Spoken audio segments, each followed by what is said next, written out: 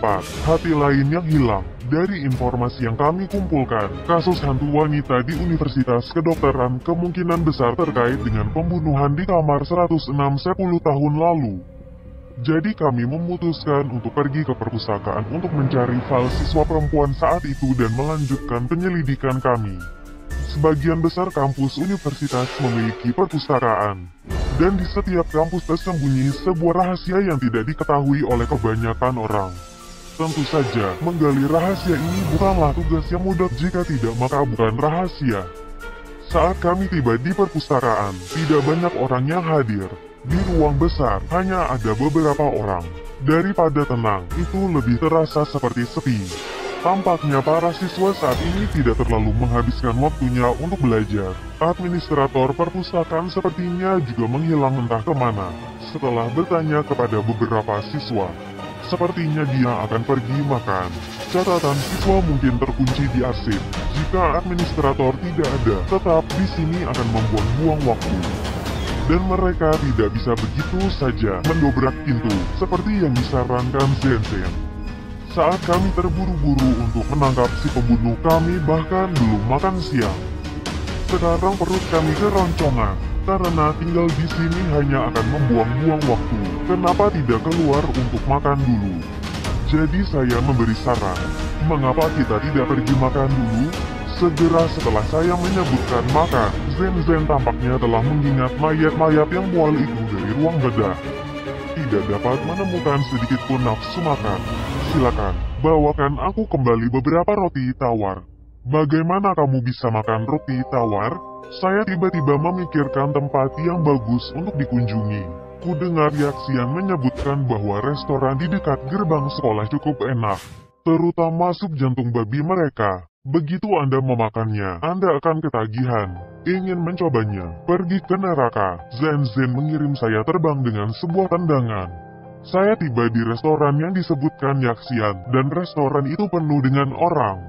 Mereka hampir semuanya siswa, laki-laki dan perempuan, berkumpul dalam kelompok-kelompok kecil.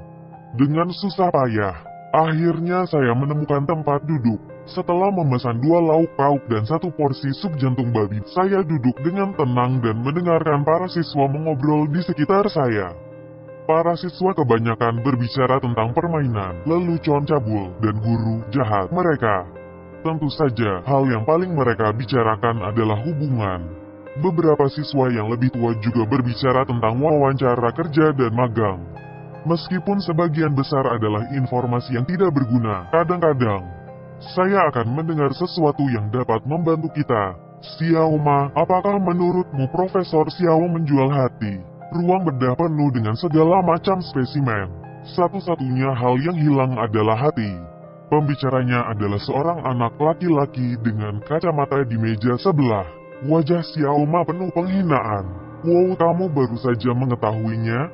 Saya mendengar salah satu senior mengatakan bahwa setelah salah satu kelas pembedahan mereka, seseorang melihat dia diam-diam keluar dengan hati. Seorang siswa dengan rambut gondrong bertanya, "Tidak mungkin. Dari siapa kamu mendengar itu? Apa gunanya mengambil hati? Mayat disimpan di freezer cukup lama, sehingga tidak dapat digunakan untuk transplantasi.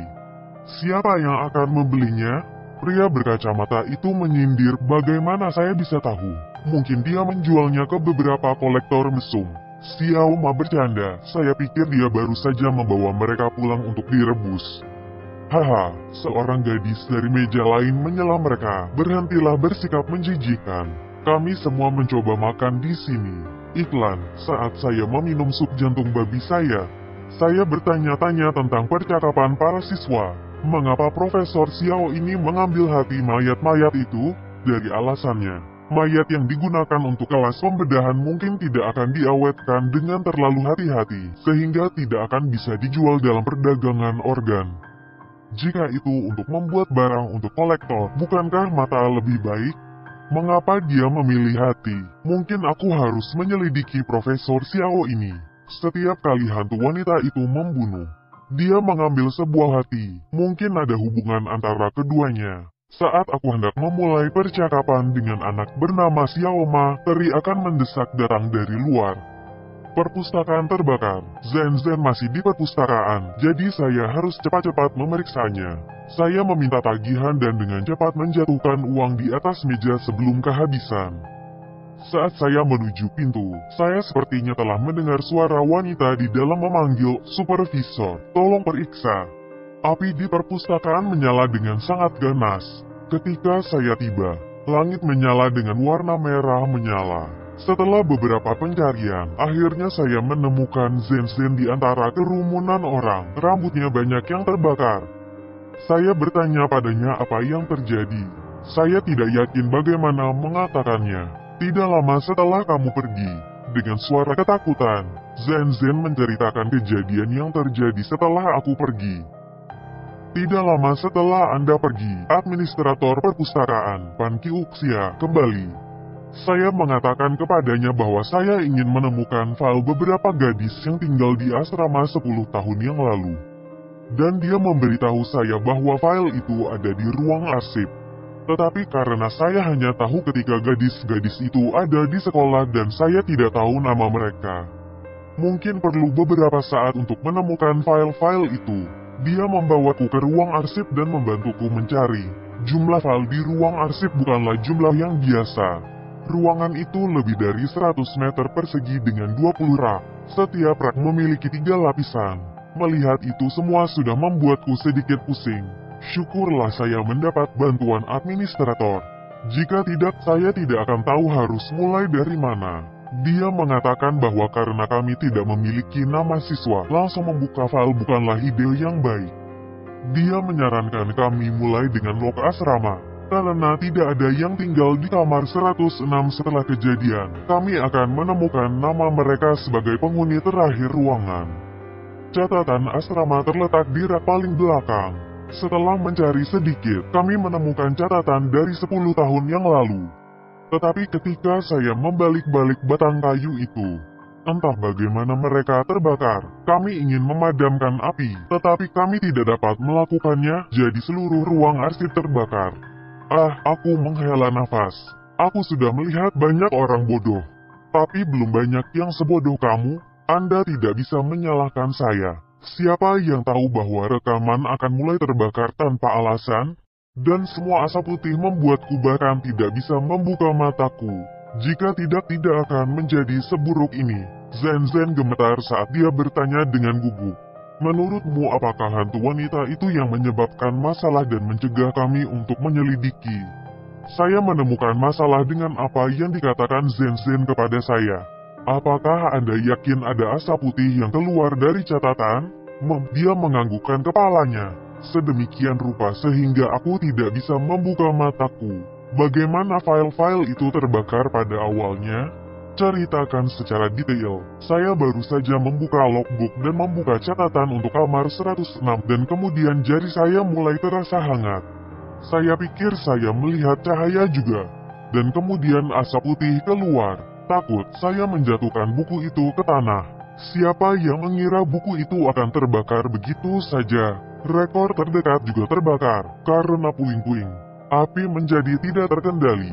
Saya mencoba memadamkan api dan administrator pergi untuk mengambil alat pemadam kebakaran, tetapi semuanya rusak. Kami tidak dapat menggunakan satupun dari mereka.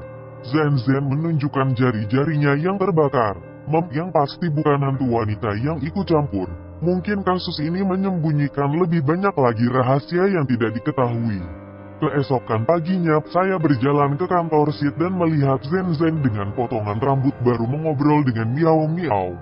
Kenapa kamu memotong rambutmu? Putus cinta yang buruk. Miao mengelilingi Zen dengan rasa ingin tahu.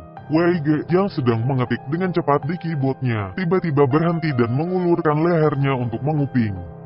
Tidak ada laki-laki yang mengejarku. Bagaimana bisa ada perpisahan? Zen menceritakan kembali kisah kebakaran di perpustakaan, menjelaskan bahwa dia tidak punya pilihan dengan potongan rambut. Ketika gadis-gadis itu melanjutkan gosip mereka yang tidak penting, WG menguap dan kembali ke keyboardnya. Selamat pagi, saya menyapa semua orang, lalu aku berpura-pura terkejut kepada Zen. Wow, potongan rambut barumu lumayan. Iklan, selamat pagi, coba lihat jam berapa sekarang. Dia memutar matanya ke arahku. Saya memeriksa jam tangan saya. Saya hanya terlambat 20 menit. Itu cukup awal, lebih baik dari Sweking. Seseorang memanggil saya, Sweking muncul di belakangku, seperti hantu, menakut-nakuti saya. Dia sampai di sini sangat awal. Bahkan sebelum kita, kata WG sambil menguap lagi. Kawan, kerja bagus. Saya memberi hormat sebelum dengan cepat mengubah topik. Saya bertanya kepada Miao Miao. Apakah Anda menemukan file tentang kasus 10 tahun lalu? Miao Miao tertawa meminta maaf. Ada banyak sekali kasus bagaimana saya bisa menemukannya sendiri, dan itu sangat membosankan.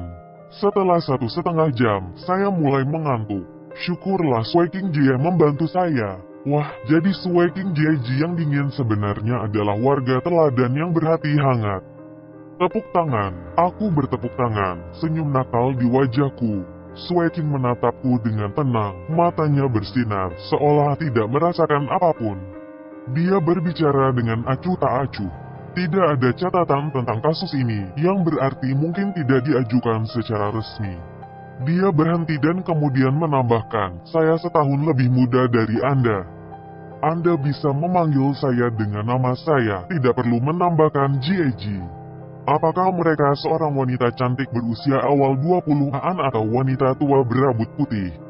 Usia adalah angka yang sangat penting. Jika Anda menebak mereka lebih muda, tidak ada salahnya. Jika Anda menebak lebih tua, Anda mungkin membawa bencana yang tidak terduga. Sweking, si cantik es. Tidak terkecuali, di masa depan, saya harus ingat untuk lebih berhati-hati dengan kata-kata saya. Satu kata yang salah dan saya mungkin akan lebih dianiaya daripada Doe. Catatan. Lihat The Injustice to Doe for more.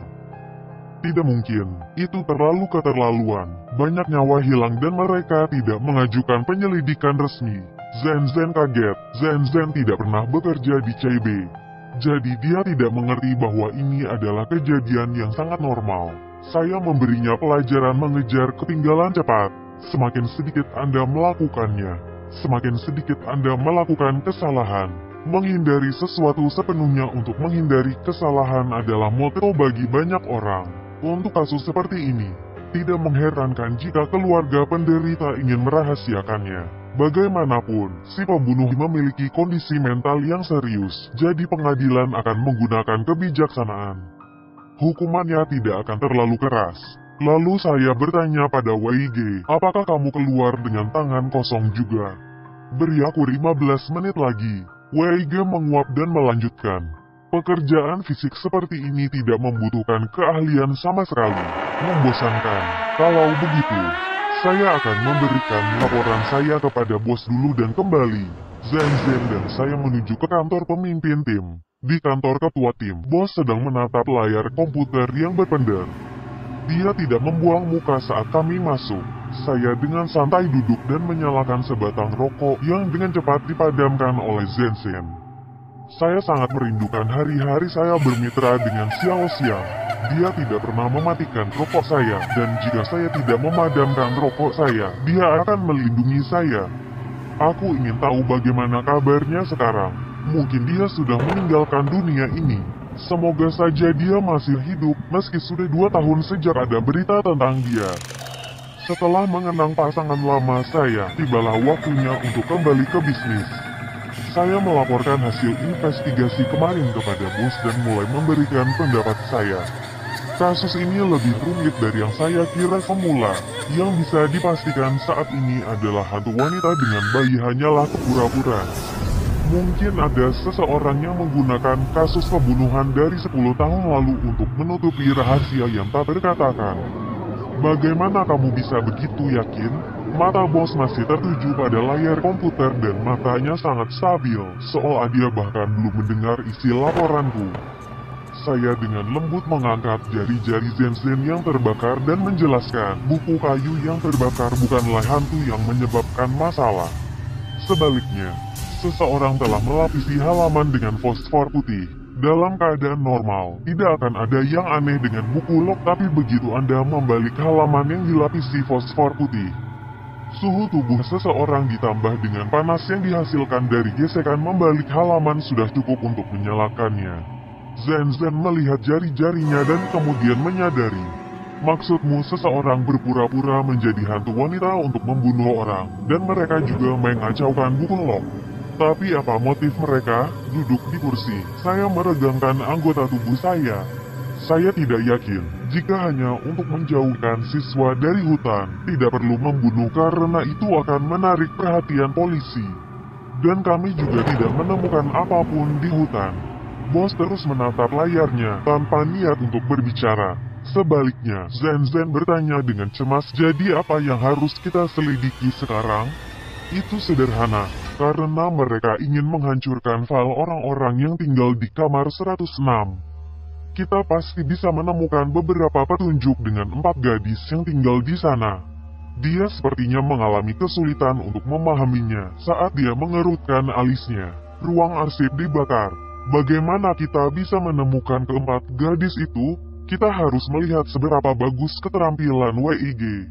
Saya menyalakan rokok lagi, dan kali ini dia tidak mematikannya. Kami akan terus menyelidiki ke arah ini. Sui-King dan Xiao Miao akan memeriksa Profesor Xiao. Beritahu saya jika Anda menemukan sesuatu. Nada bicara bos mungkin membuat Zen merasa bahwa dia tidak memperhatikan. Saat kami pergi, dia mencoba melihat sekilas layarnya. Bagaimana bisa pemimpin tim mencari saham sepagi ini? Tanyanya saat kami meninggalkan kantornya. Saham adalah keahliannya. Jika kamu punya uang, kamu harus bermain dengannya, candaku. Dengan wajah penuh penghinaan, dia berkata, saya tidak bermain di pasar saham. Itu sama saja dengan berjudi. Tentu saja mereka tidak sama. Berjudi itu ilegal, tapi pasar sahamnya legal. Anda bahkan harus membayar pajak. Setelah bercanda dengannya, aku menghampiri WIG. Apakah kamu mendapatkan info untuk keempat gadis itu? Yang kamu berikan padaku hanyalah ketika mereka terdaftar di sekolah, dan kamu ingin aku menemukannya? Anda memegang saya dengan harga yang cukup tinggi. Wajah WIG yang sombong membuatku memikirkan deskripsi yang agak tidak anggun penuh dengan dirinya sendiri. Jadi apa yang kamu temukan? Peretas terhebat abad. Saya memberinya sebatang rokok. Berbicara dengan baik. Ini, WIG memberikan saya 2 lembar kertas A4, foto kelulusan dan daftar nama. Saya memeriksa jaringan Xiao Nei dan daftar kelas. Tersedia untuk semua pengguna internet biasa, dan menemukan bahwa pencipta salah satu daftar menyebutkan kasus pembunuhan tepat sebelum lulus. Apa yang dia jelaskan cocok dengan kasus kamar 106. Jadi Anda mungkin mencari siswa dalam daftar ini. Foto wisuda dan daftar siswa saya copy langsung dari situs. Tidak banyak orang yang memposting ke grup itu. Hanya ada 1 postingan IP. Dan sudah lama tidak diposting. Catatan, Xiao Nei, sekarang Renren adalah situs jejaring sosial untuk mahasiswa. Foto wisuda diperbesar, tetapi resolusi aslinya tidak terlalu bagus untuk memulai. Gambarnya tidak terlalu jelas dan Anda hanya bisa melihat total ada 31 siswa. Anda hampir tidak bisa melihat siapa laki-laki atau perempuan. Tetapi tidak mungkin menemukan seseorang dari gambar itu saja. Daftar kelas hanya memiliki 33 nama di dalamnya, tidak ada metode kontak. Itu bahkan tidak mencantumkan jenis kelamin siswa. Daftar siswa memiliki 2 nama lebih banyak daripada jumlah orang di foto, dan kemungkinan besar mereka adalah pembunuh dan korban dari kamar 106. Tetapi foto kelulusan tampaknya tidak memiliki nilai yang berarti. Saya menggaruk kepala dan bertanya, ada yang lain? Orang normal hanya bisa memberimu ini, tapi aku seorang peretas.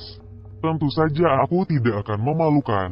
WIG duduk di kursinya dan mengeluarkan asap. Dengan puas, dia berkata, saya sudah melacak alamat IP pengirim dan pengunjung. IP pengirimnya berasal dari luar negeri, jadi saya tidak bisa menentukan lokasi tertentu sekarang, tapi saya sudah mengiriminya email. Mengenai kapan dan apakah dia akan membalas, saya tidak tahu. IP lainnya berasal dari Rumah Sakit Umum Provinsi.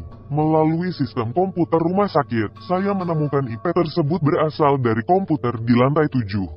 Jika Anda melakukan perjalanan, saya yakin Anda akan menemukan sesuatu. Terima kasih. Setelah berterima kasih kepada WG, saya bersiap untuk pergi keluar untuk menyelidiki dengan Zenzen. Tetapi dia menghentikan saya. Jangan kabur begitu cepat. Izinkan saya memberitahu Anda hal lain yang sangat menarik. Mungkin terkait dengan kasus ini. Saya menghentikan langkah saya dan mendengarkan. Saat saya meretas sistem mereka, saya menemukan beberapa file transkripsi. Itu sebagian besar adalah laporan kelalaian dan kesalahan staf. Hal-hal seperti menyebabkan kematian dengan memberikan obat yang salah dan hal-hal sensitif lainnya. Tapi kemudian ada juga penyebutan hati yang dicuri dari mayat di kamar mayat dalam beberapa tahun terakhir. Saat ini, mungkin ada 30 atau 40 orang yang dicuri. Setiap 1 atau 2 bulan sekali.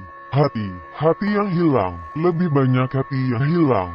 Apakah ada hubungan yang tidak diketahui antara rumah sakit umum dan hantu wanita? Sangat rumit. Kasus ini menjadi semakin menarik.